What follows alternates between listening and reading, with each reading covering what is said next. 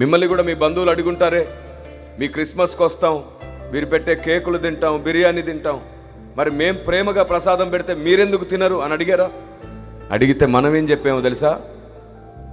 నిన్నే మేము ఆకాశం నుంచి ఊడిపడ్డాం అన్నట్టుగా చెప్పాము. అంటే వాళ్ళకి బాధ కలిగే మాటలే చెప్పారు మీరు, వాళ్ళకి అర్థమయ్యే మాటలు ఏం చెప్పలేదు. 3 చెప్పుంటారు మీరు. మొదటిది, ఎందుకు మీరు ప్రసాదం తినరు?